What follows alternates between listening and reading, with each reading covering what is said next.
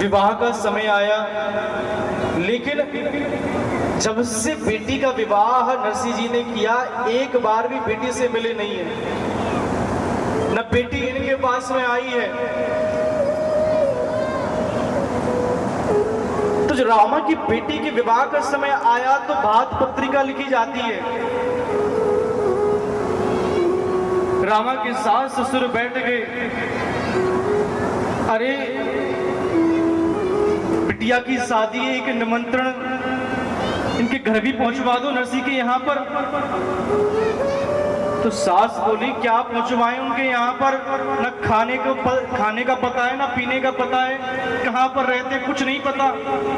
अरे उसके पास है क्या देने को, बाबा जी बना घूमता फिरता है। लेकिन फिर भी है तो हमारा समधी ना, कल को ये सारा समाज आएगा, सब पूछेंगे कि बेटी के यहाँ से कौन आया, तो कहने को रहेगा तो सही कि हाँ निमंत्रण भेजा था, आए ना आए उसकी मर्जी। पंडित जी को बुलाया गया,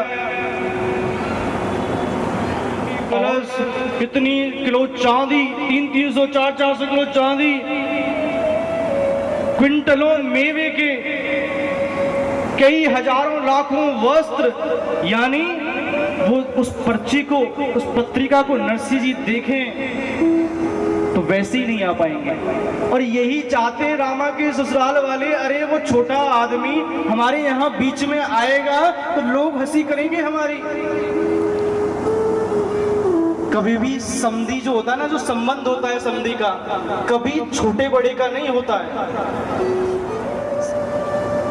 ससुराल वाले उसके ऐसे हैं कि जब माँ मरी ना, निमंत्रण माँ मरी बताने के लिए आया वहां पर कोई, तब भी रामा को ये नहीं बताया कि उसकी माँ मर गई है। भाई जब मरा तो भाई की खबर की मायके अपने, और हम नहीं चाहते, हम इतने रईस हैं, इतने अमीर हैं, हमारे कुल की बहू उन गरीब के घर में जाए, अरे हमारी नाक कट जाएगी। आज ही रामा बिलक बिलक करके रो रही है कि मेरे पिताजी के पास, अरे मेरे पिताजी की दशा का पता नहीं है कि कितने गरीब है मेरे पिताजी, कहां से इतना सारा धन लेकर के बात के लिए आएंगे। मेरी आपसे विनती है, मैं आपसे कुछ नहीं चाहती हूँ, मैंने ये अपना पलड़ा आपके चरणों में रख दिया है, आप मेरे को बोल दो, कोई बात नहीं। अरे मेरे सुखों में कमी कर दो, मुझे कोई जरूरत है नौकर चाकर की, कोई गाड़ी घोड़ा की, लेकिन एक बार ये जो पत्रिका जा रही है, इस पत्रिका को रोक दो कैसे भी करके। अब ये मैं पल्ला जब ही हटाऊंगी जब आप एक बार मुझसे कह देंगे। बेटी का जो मायका होता है ना, वो मां से ले गए तो जिसमें वह शान से, जिस वैभव से आती थी कि मेरा मायका है, अब तो भैया जो बचा है वो भाभी और भैयाओं के भरोसे ही बचा है। हे स्वामी, कैसे भी करके एक बार इस पत्रिका को रोक लो। पति ने कहा मैं कैसे बोलूं, पिताजी बड़ी जिद में हैं, मानेंगे नहीं। अब बेचारी करती तो करती क्या, रोती रोती रह गई। अब उस पत्रिका को लेकर के नाई पहुंचा। अब नरसिंह जी का तो कोई रहने का ठिकाना ही नहीं है। भगवान वेश बदल करके आ गए, हाँ भैया किस लिए आए हो? तूने पूछा हम नरसिंह के पास जाना है, उनकी बिटिया की बेटी की शादी है, जिसको हम ये पत्रिका उनको देनी है, जिसको मायरा भी बोलते हैं। नाई पहुंचा और पहुंच करके वो पत्रिका नरसिंह जी को पहुंचाई। तो नरसिंह जी ने पत्रिका पहले देखी भी नहीं, भगवान को दे दी, चढ़ा दी भगवान के पास में, और भोजन की व्यवस्था के लिए चले गए। तभी भगवान ने सुंदर थाली बना करके उस नाई को भोजन कराया है। अब पास में धन नहीं था तो किसी मित्र के यहाँ से कुछ बथुआ लेकर के आए, लेकिन तब तक भगवान उनको भोजन करा चुके थे। और नाई ने जो बेटी ने संदेश दिया था वो संदेश सुनाया। क्या संदेश था वो? रामा ने नाई से कहा था, आप जा रहे हो ना तो मेरे पिताजी को कह देना कि बहुत समय बीत चुका है, एक बार आकर के मुझसे मिल ले, मैं पिताजी को देखना चाहती हूँ। और मेरा छोटा सा भैया मैं छोड़ करके आई थी, अब तो बहुत बड़ा हो गया होगा।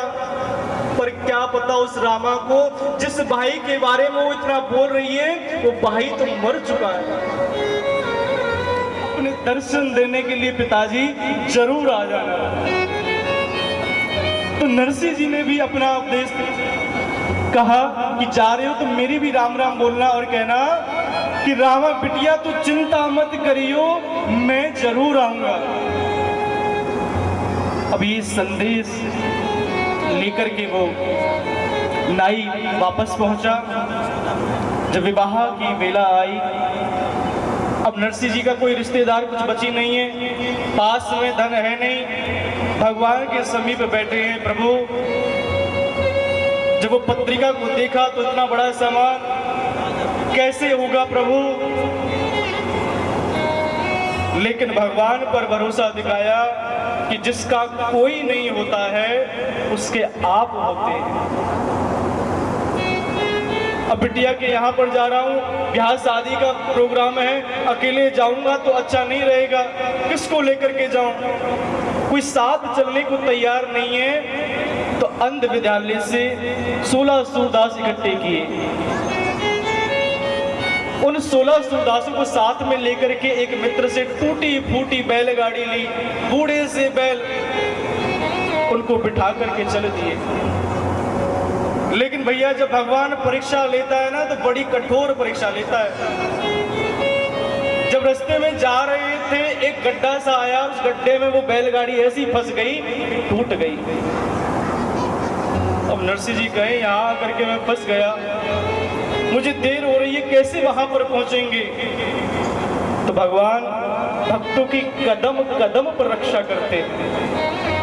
आ गए बन करके महाराज वेश बदल करके और पूछने लगे, अरे नरसिंह क्या हुआ भैया? अरे कुछ नहीं, क्या बताएं, शादी में जा रहे थे, गाड़ी ने भी धोखा दे दिया, आप कोई काम जानते हो क्या? बोले हाँ मैं इस गाड़ी को ठीक कर दूंगा। तो भगवान ने छेनी निकाल करके, हथौड़ा निकाल करके उस बैलगाड़ी को सही किया। हाँ बैल भी चला लेता हूँ। तो भगवान बैलों को हाँकते हुए उनको सिरसागढ़ में पहुंचाया। अब देखो वहां पर व्यवस्था कैसी, बेटी के यहाँ पर क्यों? धन नहीं है ना।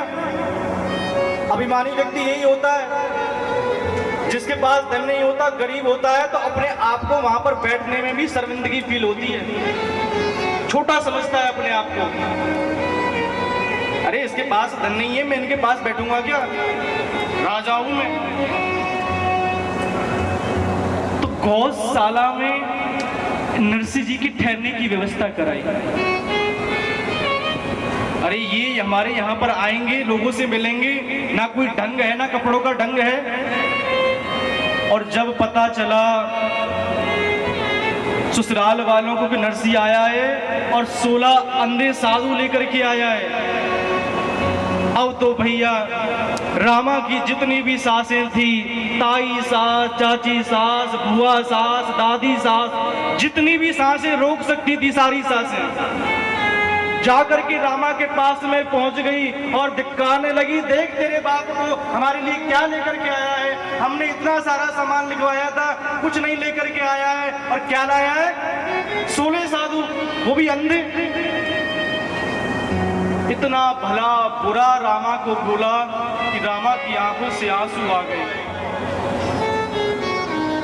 और जब रामा को पता चला कि पिताजी को दूर गौशाला में रुकवाया हुआ है, तो जाकर के पहुंच गई गौशाला में। अब पिताजी से मिले हुए बहुत समय हो गया है, बेचारी पहचान नहीं पा रही है, क्यों पिताजी की दाढ़ी बड़ी हुई है। बेटा बेटी पिताजी को भूल सकते हैं, लेकिन पिता कभी अपनी संतान को भूल नहीं सकता है। जब इधर उधर चक्कर काट रही थी तो नरसी बोले, अरे बेटी रामा। जैसे नाम सुना ऐसे लिपट करके पिताजी के गले से लग गई। और इतनी आज रामा रोई, इतनी रोई है कि पूछो मत। दोनों बाप बेटी आज एक दूसरे के गले लग करके रो रहे हैं। रामा अंदर से टूटी हुई है, ससुराल वालों के इतने ताने लगे हैं। पूछ रही है, पिताजी आप कुशल तो है ना, माताजी ठीक तो है ना। अब बेचारी को पता हो माँ है तो बताएं। लेकिन नरसी जी यहाँ पर कह रहे, हाँ बेटा ठीक है। क्यों? क्योंकि शादी का माहौल है, मैं इसे बताऊंगा कि इसकी मां नहीं है तो ये माहौल खराब हो जाएगा। कह दिया हाँ ठीक है। अच्छा मेरा भैया मुझे दिखाई नहीं दे रहा, भैया कहाँ पर है? जब बात आता है ना तो बहन बड़े चाव से भाई का पूजन आदि करके चौकी पर चढ़ा करके अपने भैया को भात पहनाती है। लेकिन इस बेचारी को तो पता ही नहीं है कि भैया तो है ही नहीं, भात पहनाएगी तो पहनाएगी किसको? नरसी जी आज अंदर से बहुत रो रहे हैं कि मैं अपनी बेटी को कैसे बताऊं कि जिस भाई के बारे में तुम पूछ रही हो वो भाई तो है ही नहीं। लेकिन नरसी जी कह रहे तो बेटी चिंता मत कर, तेरे भैया आ जाएंगे, अभी कुछ सामान लेने गए हैं। रामा और नरसी जी का ये मिलन हुआ। अब भैया चिंता होने लगी। बोलिए सावलिया सेठ भगवान की जय हो। कुबेर को बुला लिया, अरे जितने भी तुम्हारे पास धन संपदा है सबको साथ में लेकर के आओ। जाने लगे ना तो माता लक्ष्मी कहने लगी, अरे आप शादीशुदा हो, अच्छा तो अकेले ही क्या भात पहनोगे क्या? मेरा भी धर्म बनता है कि मैं भी आपके साथ में चलूं। तो माता लक्ष्मी जी के साथ में सावलिया सेठ नरसी के यहाँ पर अनेकों रत्न धन के भंडार ले करके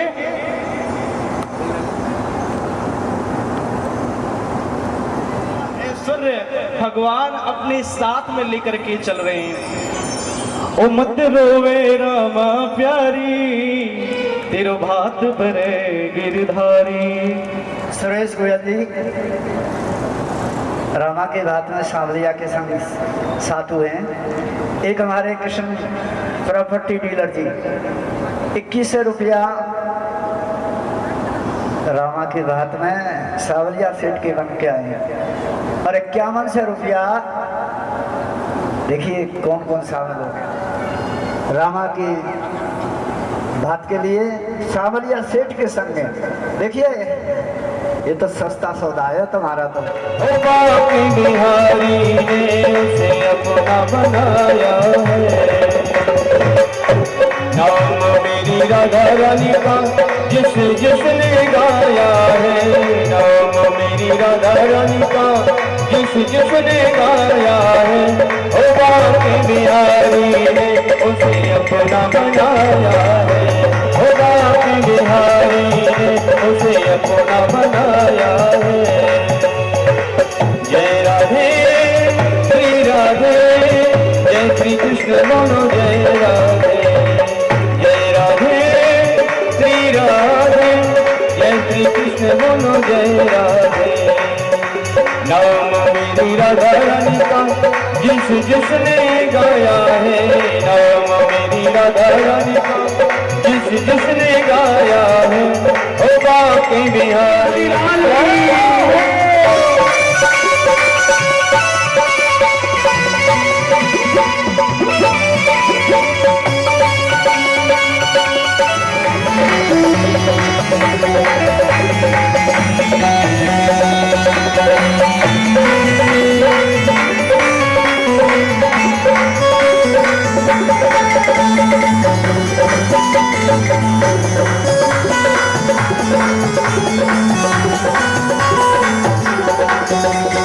राधा राधा नाम वाली मेरी जिसने ये माला है, राधा राधा नाम वाली मेरी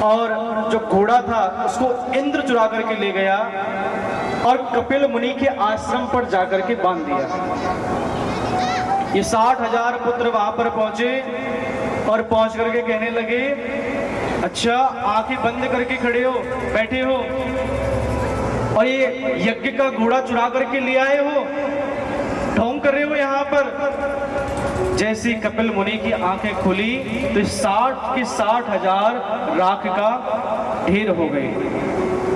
तो सगर की दूसरी पत्नी से असमंजस के अंशुमान और अंशुमान के दिलीप और दिलीप के भागीरथ हुए।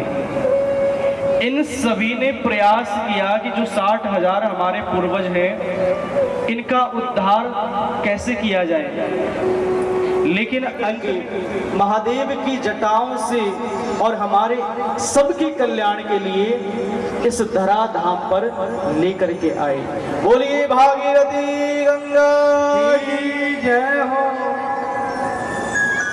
जैसे ही गंगा को धारण करके सबका कल्याण हुआ और आज उन्हीं के आशीर्वाद से, भागीरथ जी की कृपा से हम गंगा मैया के पास स्नान करके जाते हैं और अपने पापों को दूर करते हैं। बोलिए गंगा मैया की जय।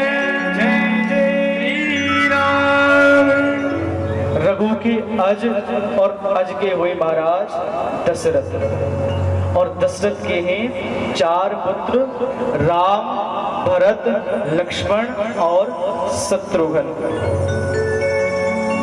और जो इनके कुल गुरु हैं वो है गुरु वशिष्ठ जी।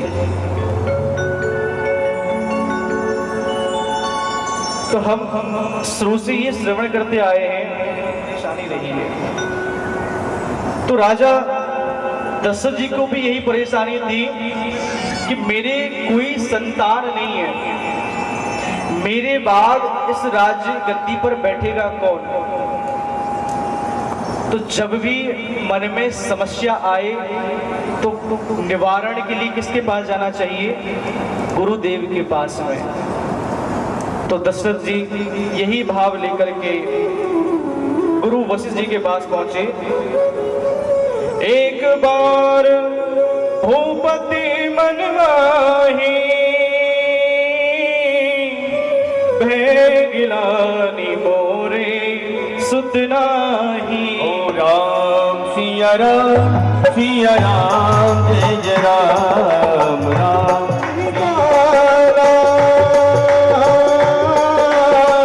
चरण लागे कर विनय विशाल। राम सिया राम जय जय राम राम सिया राम जय जय राम। जब भी परेशानी आए, कोई दुख आए तो गुरु जी के पास पहुंच जाओ, वही समस्या का निवारण करेंगे। तो दशरथ जी गुरु वशिष्ठ जी के पास में जाकर के पहुंचे और बताया। गुरु जी ने कहा चिंता मत करो तुम, और कहने लगे श्रृंगीर से वशिष्ठ बुलावा पुत्र काम शुभ यज्ञ करावा। राम सिया राम जय जय राम राम सिया राम जय जय राम राम सिया राम जय जय राम। कि राजन आप परेशान मत हो, हम पुत्रष्टि यज्ञ करवाएंगे।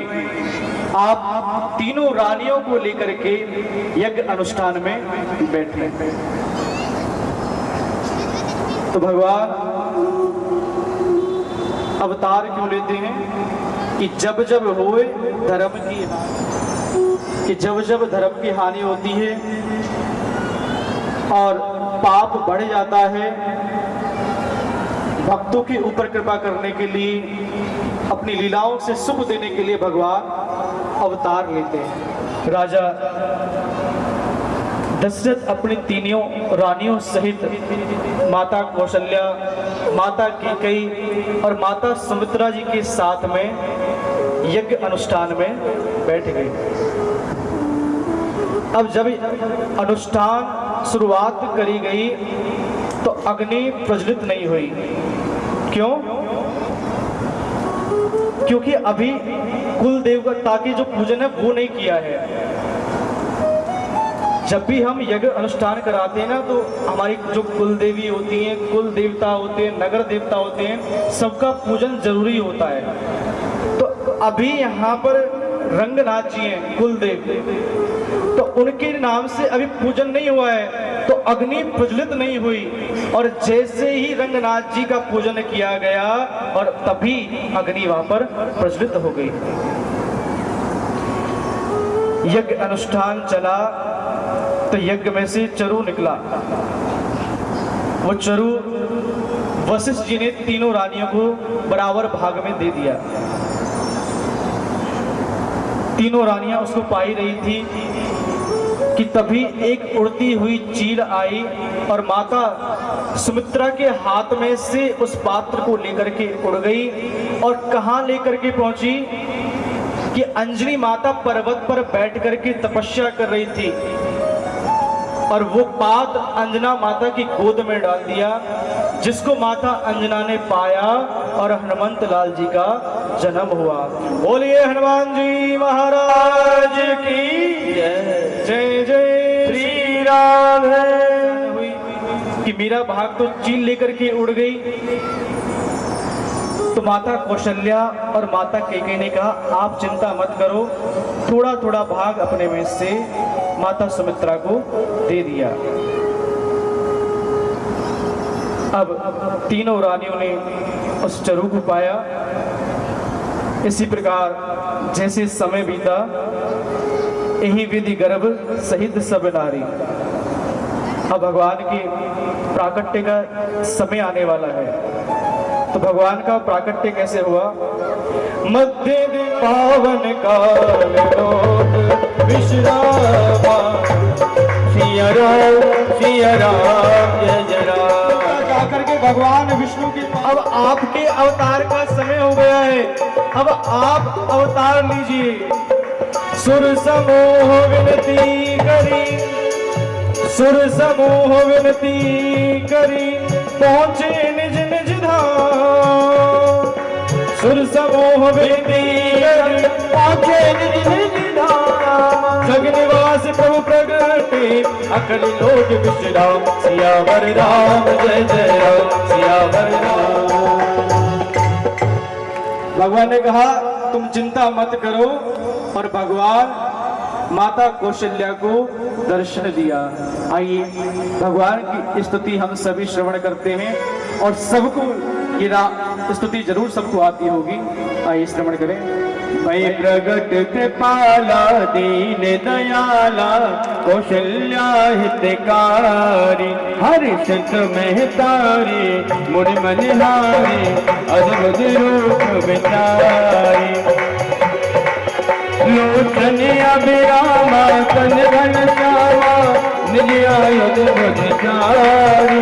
भूषण बनमाला नयन विशाला, शोभा सिंध करारी।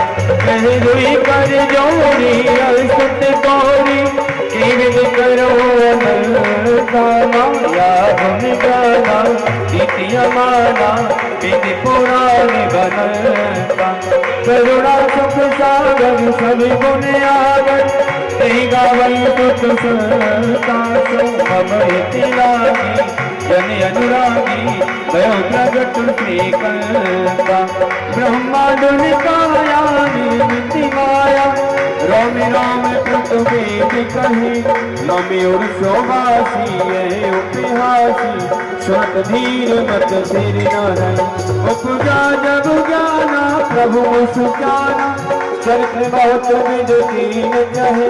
कई कथा सुहाई बात बुझाई, ये प्रकार सुत प्रेम लई।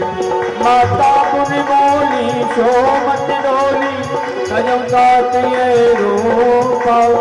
जय शिशुलीला अति प्रिय शीला यह सुख परम अनुपा सुन बचन सुजाना रोगन थारा होई बालक सुर हो पावे चरित जुगावे हरि पद पावे दिन पर भव तूपा।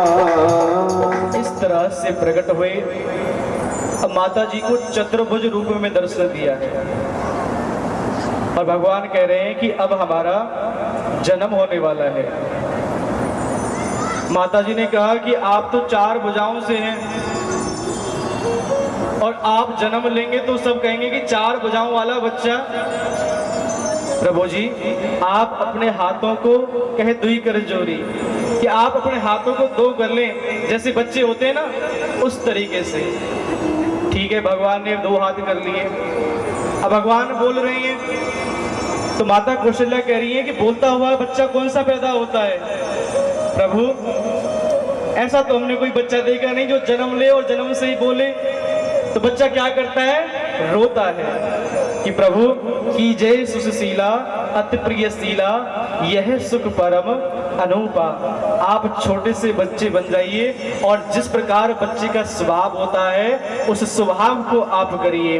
तो भगवान एक छोटे से शिशु बन गए और जोर जोर से रोने लगे और ऐसे रोने लगे कि जैसी सबको पता चला किलकारियों की आवाज सुनाई देने लगी तो पूरे महाराज अयोध्या में शोर मच गया कि राजा दशरथ के यहाँ पर लाला का जन्म हुआ है।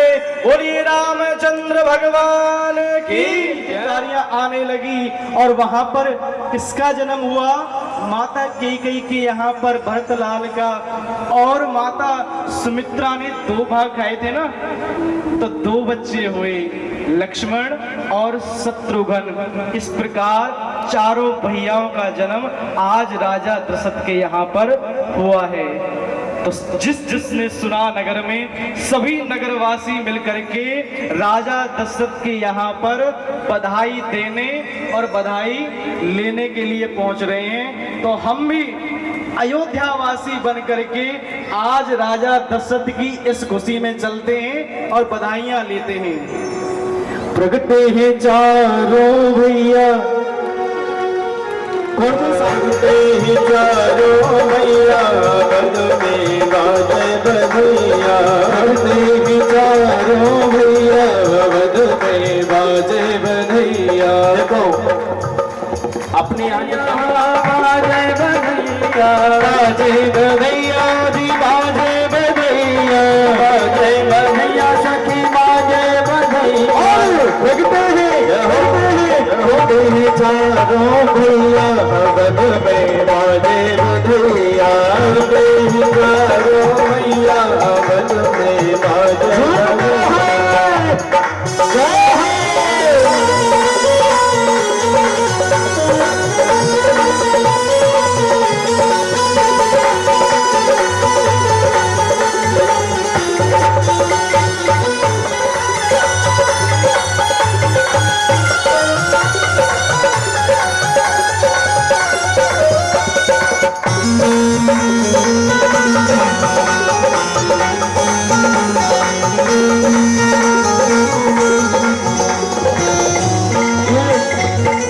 बूढ़ी बूढ़ी माताएं बैठी हैं, इनको दादी बनने का बड़ा शौक रहता है और जब आज 4-4 बच्चों की दादी बन गई हैं तो उनके पैर भी नहीं उठ रहे हैं।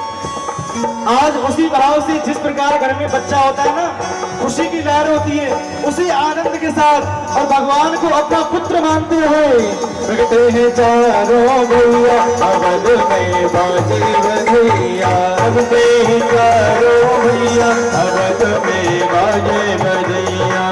जगमग जगमग दिया जलत है, जगमग जगमग दिया जलत है, जगमग जगमग दिया जलत है, जगमग जगमग दिया जलत है, दिया जलत है जी दिया जलत है, दिया जलत है जी दिया जलत है। झिलमिल होते अगरिया अवध में बाजे बधैया। अवध में बाजे बधैया बाजे बधैया जी बाजे बधैया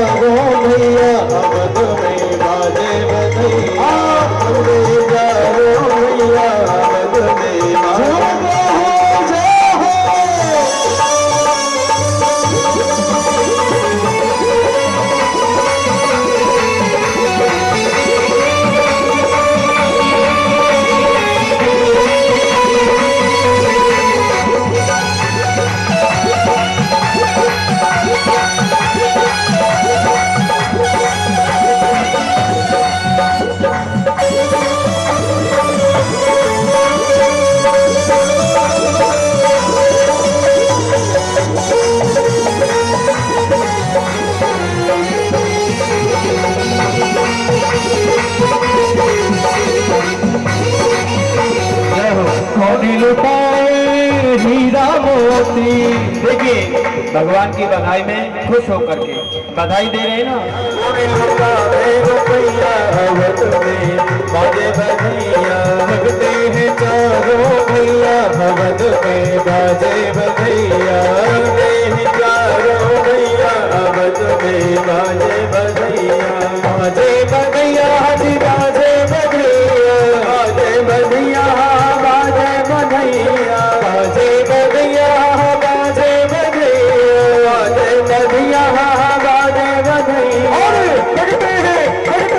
लगते हैं चारों भैया, अवध में बाजे बधैया, बाजे बधैया जी बाजे बधैया, बाजे बधैया बाजे बधैया, बाजे बधैया बाजे बधैया, बाजे बधैया बाजे बधैया। लगते हैं चारों भैया, अवध में बाजे बधैया, चारों भैया अवध में बाजे। दशरथ जी के यहाँ पर 4 पुत्रों ने जन्म लिया। अब घर में बच्चा आता है, हमने खूब अभी भगवान के जन्म की बधाइयों का आनंद लिया। अभी थक तो नहीं गए, इसी जी को नामकरण के लिए बुलाया गया। तीनों रानियां अपने बच्चों को गोदी में लेकर के बैठी और वशिष्ठ जी ने बच्चों का नाम रखना प्रारंभ किया। सबसे पहले कौशल्या नंदन की, जो कौशल्या माता की गोद में है, उनका नाम रखा। जो आनंद सिंधु सुख राशि, सी करते त्रिलोक सुपासी। राम सिया राम सिया राम जय जय राम, राम सिया राम सिया राम जय जय राम। सो सुख धाम राम रस रामा,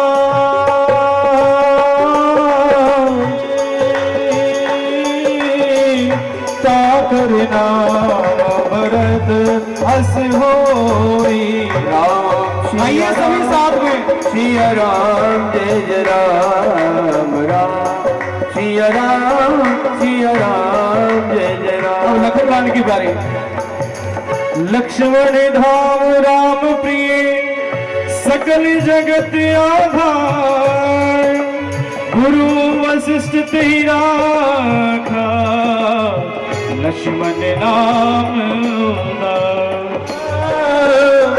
नाम शत्रुघ्न वेद प्रकाशा। राम सिया राम जय जय राम, राम सिया राम जय जय राम।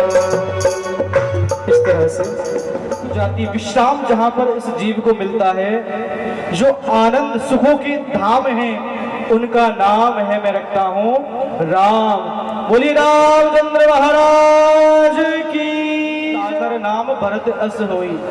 जिसका व्यापार नहीं चल रहा हो, गरीबी हो, घर में खाने के लिए अन्न नहीं हो, तो इस चौपाई का नित्य पाठ करना चाहिए। भरत जी वाली कही, विश्व भरण पोषण कर जोई। लक्ष्मण धाम राम पिए सकल जगत आधार। लक्ष्मण जो गुणों की खान है, जगत के आधार हैं। गुरु वशिष्ठ जी ने इनका नाम रखा लक्ष्मण। बोलिए लक्ष्मण जी महाराज की। और जाके सुमिरन तेर पुनासा, नाम शत्रुघ्न वेद प्रकाशा। जिसका नाम सुनने से, लेने से शत्रु का नाश हो जाएगा, उनका नाम मैं रखता हूं शत्रुघ्न। बोलिए शत्रुघ्न लाल की जय। जिस किसी को भी शत्रुओं से भय हो या डर हो, तो इस चौपाई का पाठ कर लेना चाहिए। भगवान उसके ऊपर अपनी कृपा करते हैं। समय बीता, भगवान ने अल्प समय में ही विद्या ग्रहण करी।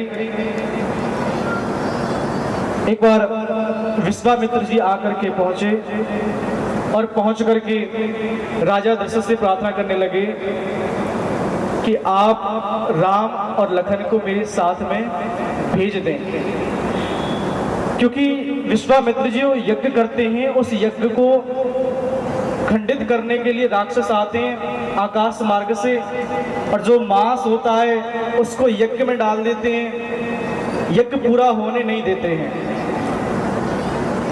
तो राजा दशरथ ने कहा, ये तो अभी छोटे छोटे बच्चे हैं, ये क्या किसी राक्षस को मारेंगे? मैं आपके साथ में चलता हूं ना। राजा दशरथ इसलिए नहीं भेज रहे हैं कि वो राम से बड़ा प्रेम करते हैं। अरे भी छोटे से तो है, क्या राक्षसों से लड़ेंगे? मैं आपके साथ में चलता हूं प्रभु, मैं आपको नहीं दे सकता। विश्वामित्र जी गुरु वशिष्ठ के पास पहुंचे कि मैं यज्ञ की रक्षा के लिए राम और लखन को मांगने गया था, लेकिन उन्होंने मना कर दिया। तब गुरु वशिष्ठ जी ने आए और दशरथ जी को समझाया और राम लखन को साथ में भेजा।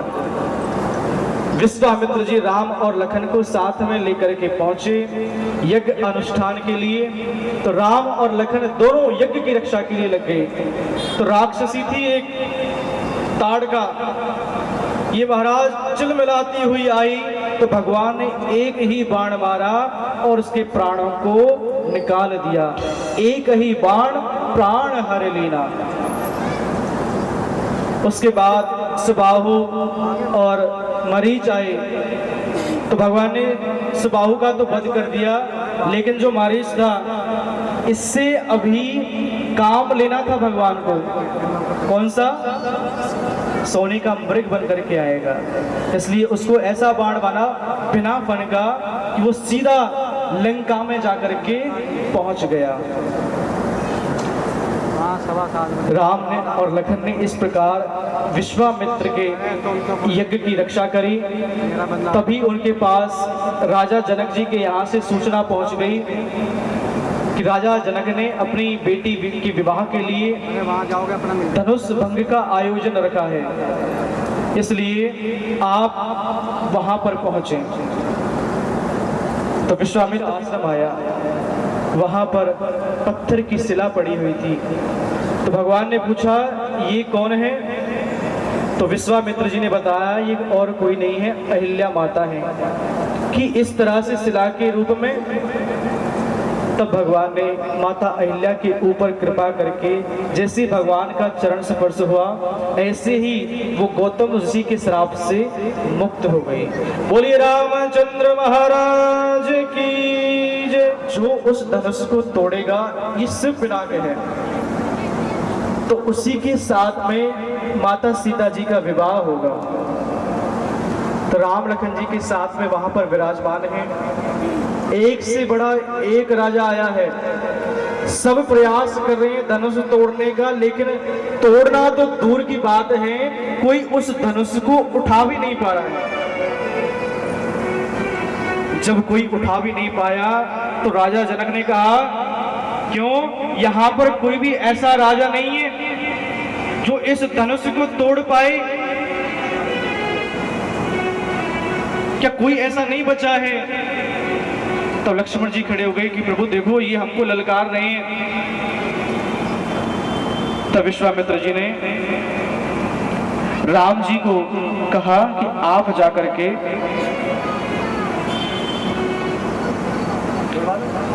धनुष को तोड़े। राम जी हेलो मेरे नंदलालिया धनुष के पास पहुंची, सबसे पहले प्रणाम किया। अब प्रणाम करने के बाद बड़ी सभा हुई है, सब राजा हैं। जैसे ना तो किसी ने भगवान को धनुष को उठाते देखा है और ना धनुष को टूटते हुए देखा है। जिसने भी देखा है तो धनुष के दो टुकड़ों में देखा है। बोलिए रामचंद्र महाराज की जय हो। कब धनुष उठा और कब टूटा किसी को पता ही नहीं चला। तो ऐसे हैं हमारे राम जी।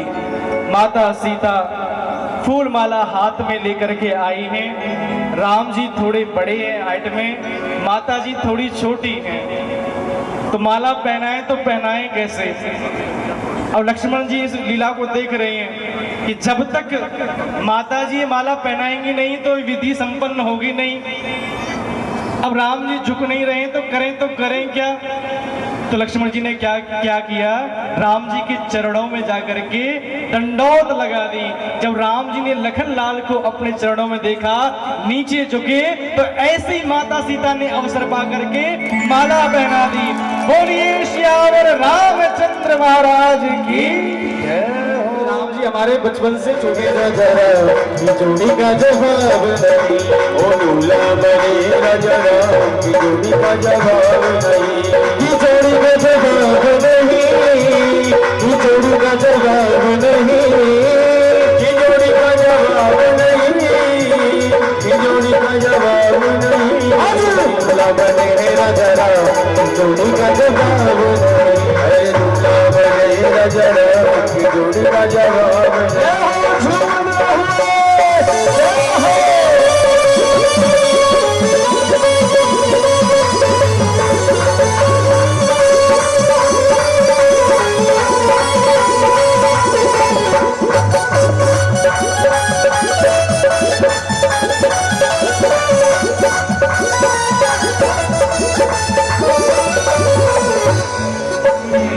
हमारी गोरी गोरी सीता, हमारी गोरी गोरी सीता, हमारी गोरी गोरी, श्याम बरणे राजा जोड़ी का जवाब नहीं, श्याम बरणे राजा जोड़ी का जवाब नहीं, आज दूल्हा बने राजा जोड़ी का जवाब नहीं, आज दूल्हा बने राजा जोड़ी का जवाब नहीं, जोड़ी का जवाब नहीं, जोड़ी का जवाब नहीं, जोड़ी का जवाब नहीं, जोड़ी का जवाब नहीं, दूल्हा बने राजा जोड़ी का जवाब नहीं, दूल्हा बने राजा जोड़ी का जवाब नहीं।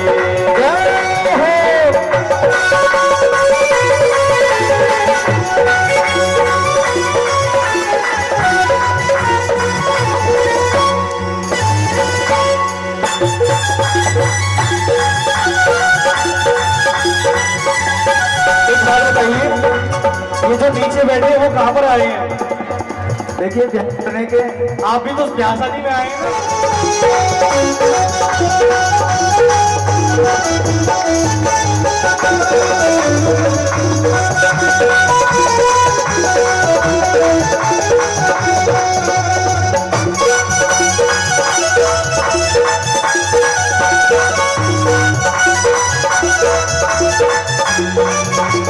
सीता के हाथों में मेहंदी सोहे, हाथों में मेहंदी सोहे, सीता के हाथों में मेहंदी सोहे, सीता के हाथों में मेहंदी सोहे, सीता के हाथों में मेहंदी सोहे, सीता के हाथों में मेहंदी सोहे, तरसली राजा तरसली राजा की जोड़ी का जवाब नहीं, दूल्हा बने राजा की जोड़ी का जवाब नहीं, की जोड़ी का जवाब नहीं, जोड़ी का जवाब नहीं, जोड़ी का जवाब नहीं, जोड़ी का जवाब नहीं, दूल्हा दूल्हा दूल्हा बने हैं राजा जोड़ी का जवाब नहीं, आज दूल्हा बने राजा जोड़ी का जवाब सरकार की।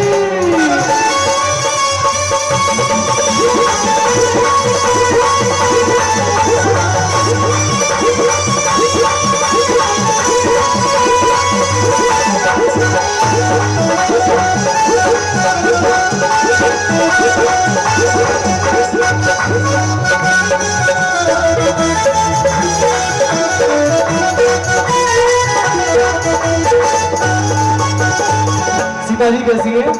सीता हमारी छोटी छोटी, सीता हमारी छोटी छोटी, सीता हमारी छोटी छोटी, सीता हमारी छोटी छोटी, सीता हमारी छोटी छोटी, सीता हमारी छोटी छोटी, लंबे गंगे राजा और लंबे गंगे राजा जोड़ी का जवाब नहीं, आज दूल्हा जवाब नहीं, की जोड़ी का जवाब नहीं, आज दूल्हा बने राजा जोड़ी का जवाब नहीं, दूल्हा बने राजा जोड़ी का जवाब नहीं। आज बोलावे राजा छोटा है, सूक्ष्म रूप में है। हम सभी जानते हैं राम जी की राम कथाओं को कि किस प्रकार से माता कैकेयी ने भगवान राम के लिए वनवास मांगा। भगवान माता सीता और लखन जी के साथ में वनवास को चल दिए। 14 वर्ष का वनवास मिला और किस प्रकार से जैसे जैसे आगे बढ़े केवट कृपा करी, गंगा जी को पार कराया, पंचवटी पर पहुंचे, माता सीता का हरण हुआ। उसके बाद माता सीता जी का पता लगा करके लंका में पहुंचे, रावण का वध किया और माता सीता को मुक्त करके वापस अयोध्या में आए और सही प्रकार सही नीति अनुसार राम राज्य का संचालन होने लगा। बोलिए सियावर रामचंद्र महाराज की जय हो। इसके बाद महामुनि सुखदेव जी ने महाराज परीक्षित को चंद्रवंश का वर्णन सुनाया कि परीक्षित, नारायण भगवान के पुत्र ब्रह्मा, ब्रह्मा के अत्रि, अत्रि के चंद्रमा, चंद्रमा के बुध, बुध के पूर्वा, आयु, शतायु, रज और जय। इस प्रकार से वो वर्णन सुनाते चले गए कि यहीं पर यदुवंशी राजा सूरसेन मंडल के अधिपति उग्रसेन हुए। उग्रसेन का पुत्र कंस हुआ। भगवान ने जन्म लिया। अनेक परीक्षित, जिन लीलाओं के लिए आप यहाँ पर बैठे, आप ध्यान से बड़े मंत्र मुग्ध होकर के भगवान के चरणों में ध्यान लगा करके कथाओं का श्रवण करें। उग्रसेन का पुत्र है कंस। कंस की चाचा की बेटी है देवकी। जब विवाह का समय आया तो कंस खुद सारथी बनकर के रथ में चढ़ गया कि मैं खुद अपनी बहन को छोड़ने जाऊंगा उसके ससुराल तक। इतना प्रेम अपनी बहन से करता है। जिस बहन को इतने प्रेम से तो विदा करने जा रहा है ना, इसका 8वां पुत्र तेरा काल होगा। अब जब कंस ने ये आकाशवाणी सुनी तो दिमाग उसका घबरा गया मृत्यु के भय से।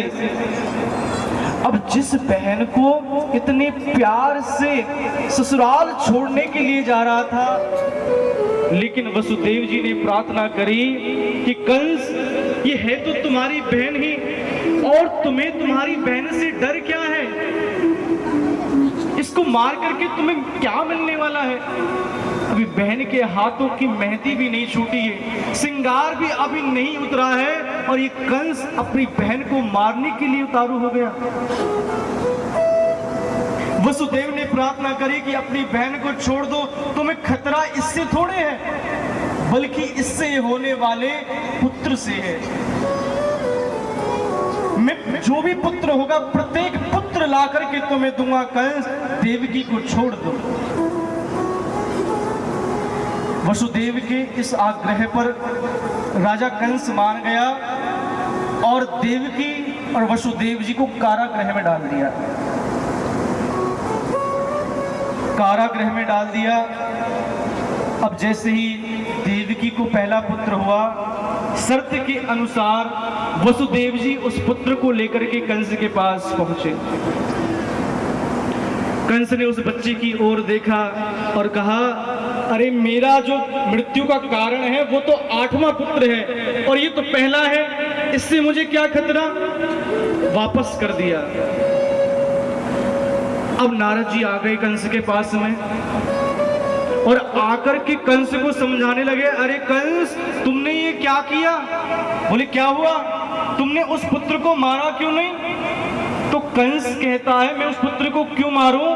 मुझे तो खतरा 8वें पुत्र से है और ये तो पहला है। अरे नारद जी कहते हैं, कंस, तुम इन देवताओं की वाणियों को समझते नहीं हो। अष्टकमल बना करके दिखा दिया, ये देखो, यहां से गिनो, 8 गिनो, 1 2 3 4 5 6 7 8। अच्छा, अब यहां से गिनो, प्रत्येक उंगली पर कंस को 8 गिनवा दिए। तो देवताओं की वाणी का कुछ भरोसा नहीं है। तुरंत गया और जो देवकी का पुत्र था उसको मार दिया। ऐसा करते करते कंस ने 6 पुत्रों को मार दिया, लेकिन जब 7वां गर्भ मार दिया जहां पर बलराम जी का जन्म हुआ। बोलिए बलराम जी महाराज की जय। उसके बाद अब भगवान के अवतार की बारी है। इस बार कंस ने पहरा दुगना बढ़ा दिया और कहा किसी भी सैनिक को, किसी भी सिपाही को कोई छुट्टी नहीं मिलेगी। जो जो घर गए हुए हैं सभी को बुला लो। पूरा पहरा वहां पर लगा दिया, कारागार खड़े हैं और सबको बोल दिया कि कोई सोएगा नहीं। अब भगवान सबसे पहले आकर के वसुदेव और माता देवकी को दर्शन दिए और दर्शन दे करके कहा कि जैसे ही मेरा जन्म हो ऐसे ही मुझे गोकुल में नंद बाबा के यहाँ पर छोड़ करके आ जाना। तो वसुदेव जी ने कहा कि प्रभु आप ये पहरा देख रहे हो, इतने सैनिक हैं यहाँ पर, कैसे जाएंगे? तो भगवान ने कहा कि आप चिंता मत करना, बस जैसे मैंने कहा है आप कर देना। तो भगवान यहाँ पर छोटा सा रूप बच्चे का धारण करके प्रकट हुए हैं। बोलिए कृष्णचंद्र भगवान की जय हो। बोलिए बांके बिहारी लाल। इंतजार कर रहे हैं कि कब बच्चे का जन्म हो और यहाँ से वसुदेव जी भगवान को लेकर के चल रहे हैं। जब यमुना जी में पहुंचे तो यमुना जी भगवान की पत्नी भी है, तो जल स्तर यमुना जी का बढ़ गया। क्यों? क्योंकि यमुना जी भगवान के चरणों का स्पर्श करना चाहती हैं। अब जब जल यमुना जी का भगवान के मुख तक आया तो भगवान ने क्या किया, अपना एक चरण पालने से नीचा कर दिया और चरण लगते ही यमुना महारानी जी नीचे उतर आई। बोलिए यमुना महारानी की। कोई भी खड़ा नहीं होगा, बैठे अब भैया वहां पर सबसे पहले भगवान को किसने देखा है? सुनंदा ने। सुनंदा ने जैसे ही देखा मैया को बधाई दी है और यमुना जी पर बैठे नंद बाबा और माला जप रहे कैसे कि अभी तो भयो ना आए और आगे की पतो ना आए, अभी तो भयो ना आए और आगे की पतो ना आए। सुनंदा दौड़ी दौड़ी पहुंची है और पहुंच करके बाबा से बोलिए बाबा मैं तेरे लिए एक खुशखबरी लाई हूँ। बाबा बोले बता तो सही क्या खुशखबरी लाई है? अरे बाबा तो पे लाला बजे, बोलिए नंद के लाला की। आइए हम सब भी नंद के लाला का दर्शन करते हैं और जन्म का आनंद लेते हैं भगवान का। तो आप लोग आकर आते रहे। देखिए कोई खड़ा नहीं होगा जिससे भगवान के दर्शन हो बड़े शांति से, उसके बाद में बधाई हो तब खूब नाचना, लेकिन आप ही भगवान के दर्शन करो। देखिए कैसे लेकर के आ रहे हैं वसुदेव जी बांके बिहारी लाल की। सब चलो नंद के द्वारे, ओ द्वारे लाला के दर्शन कर आवे। सब चलो नंद के द्वारे, ओ द्वारे लाला के दर्शन कर आवे। बोल कृष्ण कन्हैया लाल की। हरि जोलन करे डारे रिया कारी का मरवारे, जोलन करे डारे रिया कारी का मरवारे, जोलन करे डारे रिया कारी का मरवारे, जोलन करे डारे रिया कारी का मरवारे, जोलन करे डारे रिया कारी का मरवारे।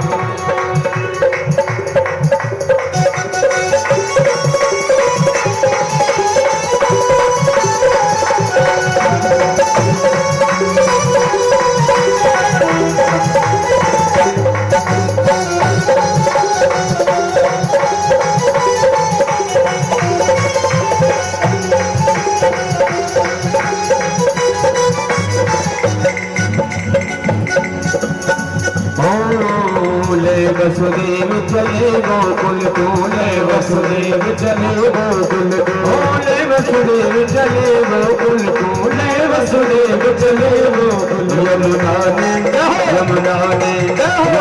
ने चरण तुकारे रे, आकारे कामर धारे रे, धर्म करे दार कोई, काली कामर धारे रे, काली कामर धारे रे, गौरी मर मारे रे, काली कामर धारे रे, काली कामर मारे लम करे दारो रिया, काली कामर धारे रे, लम करे दारो रिया, काली कामर धारे रे, गोविंद के लाला की। अब आप लोग आकर के पहले पूजन कर लें और जो बधाई लेकर के आप लोग आए हैं वो भगवान के लिए अर्पण कर दें। उसके बाद में सुंदर सुंदर बधाई आप लोग श्रवण करते रहेंगे। की एक बधाई बोलिए बाकी भाई। आपके पंडित जी, मैं तो आपकी तरह श्रोता हूँ, आपकी तरह श्रोता हूँ, पर वो कह रहे हैं कुछ, कह रहे हैं तो मेरी बात थोड़ी हल्की नहीं रह जाए, क्यों पंडित मैं तुम्हारा हूँ और इनका श्रोता हूँ, व्यास जी का। ये नहीं हो मेरे बेटा, नहीं, जैसे आपका व्यास है वैसे मेरा व्यास है, तो मेरी बात हल्की नहीं रह जाए, आंखें जारी की जाए। सब तैयार है मेरे साथ? सही में। अरे तेरे लाला की सुन के आयो, मैयारी मेरी दे दे बधायो, लाला की सुन के में आयो, मैयारी मेरो दे दे बधायो, लाला की सुन के आयो, मैयारी मेरी दे, लाला की सुन के में आयो, मैयारी मोहि दे दे बधायो, दे दे बधायो मैया दे दे बधायो, दे दे बधायो मैया दे दे बधायो, लाला की सुन के आयो, मैयारी मेरी दे दे बधायो, लाला की सुन के में आयो, मैयारी मोहि दे दे बधायो। देखो पावर हाउस के आया हूँ, बता दो मैं दोपहरी में कहाँ से चल के आया हूँ, पावर हाउस का। अरे पहलो बधायो संगत घर आयो, पहलो बधायो संगत घर आयो, पहलो बधायो संगत घर आयो, पहलो बधायो संगत घर आयो। भाई काऊ ने कुछ दिखाया था ना, वो बधाया संगत तो कहाँ है।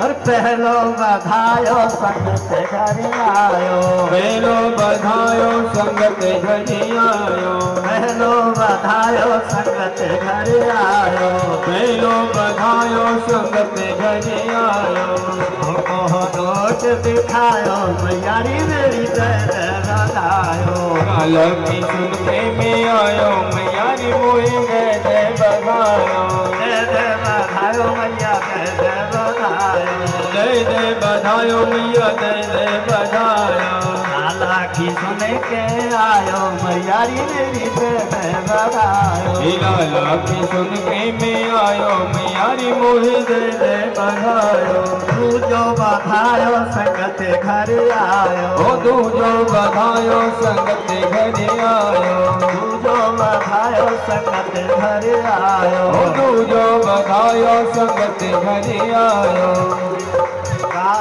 आयो मैयारी मेरी दे दे बधायो, दुर्गा गोदी में कायो, मैयारी मोहि दे दे बधायो, दे दे बधायो मैया दे दे बधायो, दे दे बधायो मैया दे दे बधायो। आनंद के आनंद है कन्हैया लाल की, आनंद के आनंद है, कन्हैया लाल की, आनंद के आनंद है, जय कन्हैया लाल की, आनंद के आनंद है, जय कन्हैया लाल की, आनंद के आनंद है, जय कन्हैया लाल की, आनंद के आनंद है, जय कन्हैया लाल बेड़ा बूढ़े को लापसी, गागन के लड्डू तेरा रूप, सी जानन कर दू बेड़ा बूढ़े को लापसी, आनंद के आनंद है, जय कन्हैया लाल की, आनंद के आनंद है, जय कन्हैया लाल की, आनंद के आनंद है, जय कन्हैया लाल की, आनंद के आनंद है, ओ जय कन्हैया लाल की। आनंद के आनंद है। बोलो बाकी बिहारी। आप सभी एक एक करके देखो, भीड़ इकट्ठी मत करो, एक एक करके बधाई दो।